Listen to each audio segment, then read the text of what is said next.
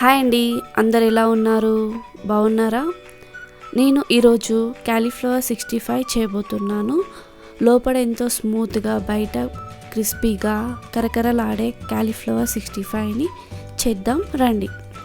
1 cup క్యాలీఫ్లవర్ని తీసుకున్నానండి. ఇలా చిన్న చిన్న పీసెస్గా మీడియం సైజులో కట్ చేసుకున్నానండి.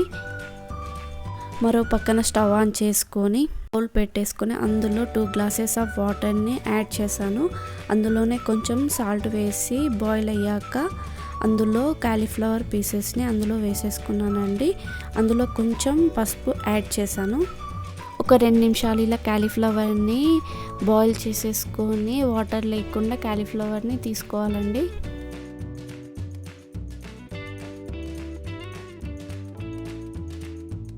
ఇందులో చూపించేలాగా ఉండాలండి. క్యాలీఫ్లవర్ స్మూత్గా ఉండాలి, మంచిగా ఇది బాయిల్ అయినట్టు.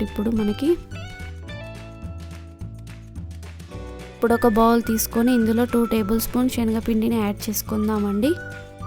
1 టేబుల్ స్పూన్ బియ్యం పిండి,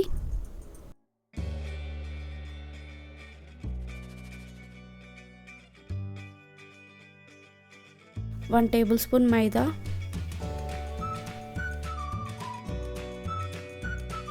1 టేబుల్ స్పూన్ కార్న్ ఫ్లోర్,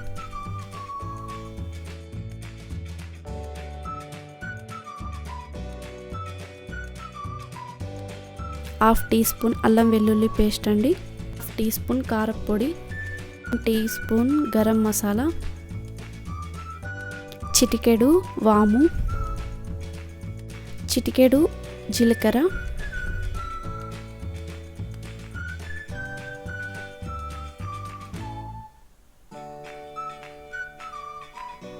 ఉప్పు రుచికి సరిపోయేటట్టు వేసుకోవాలండి. కరివేపాకు, కొత్తిమీర ఇలా చిన్న చిన్న పీసెస్ లాగా కట్ చేసుకొని ఇందులో వేసేసుకోవాలండి. ఇందులో చిటికెడు బేకింగ్ సోడా, చిటికెడు ఫుడ్ కలర్ అండి, అది ఆప్షనల్ అండి, అది తీసుకోవచ్చు. నేను జస్ట్ కలర్ కోసం వేసుకుంటున్నానండి. 1 టీ స్పూన్ వేడి నూనె తీసుకుంటాను, ఎందుకంటే క్రిస్పీగా రావడానికి కోసం అండి. ఇలా కొన్ని వాటర్ని యాడ్ చేసుకుంటూ పిండిని బాగా కలుపుకోవాలండి. ఉండలు లేకుండా కలుపుకోవాలి, స్మూత్గా ఉండాలండి. ఇలా అతుక్కునేలాగా ఉండాలండి. అప్పుడు మన క్యాలీఫ్లవర్కి కోటింగ్ అనేది చాలా బాగా వస్తుంది. ఇప్పుడు ఇందులో క్యాలీఫ్లవర్ని యాడ్ చేసుకొని కలుపుకోవాలండి. కోడి పిండి ఎలా కలుపుకుంటామో అలా కలుపుకోవాలండి.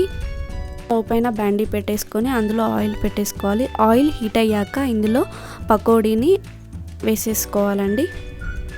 హై ఫ్లేమ్లో పెట్టుకుంటూ ఇలా ముక్కలని అటు ఇటు వేయించుకోవాలండి. ఏదైనా సరేనండి, డీప్ ఫ్రై ఐటమ్స్ అనేవి ఆయిల్ హీట్ అయినప్పుడు మాత్రమే వేసుకోవాలండి. అప్పుడే పకోడీ అనేది క్రిస్పీగా వస్తాయి. లేకపోతే ఆయిల్ అనేది బాగా అబ్జర్వ్ చేసుకుంటుందండి పకోడీకి. ఫ్లవర్ బాగా వేగిందండి. ఇప్పుడు తీసి ఒక బౌల్లో సర్వ్ చేసుకోవడం అంతేనండి. చాలా క్రిస్పీగా, లోపల ఎంతో స్మూత్గా చాలా బాగుంటాయండి. మీరు కూడా ట్రై చేయండి. హోటల్లో తినేదానికంటే ఇంట్లోనే చాలా క్రిస్పీగా, స్మూతీగా చాలా బాగా వచ్చాయండి. ట్రై చేసి ఎలా ఉందో చెప్పండి.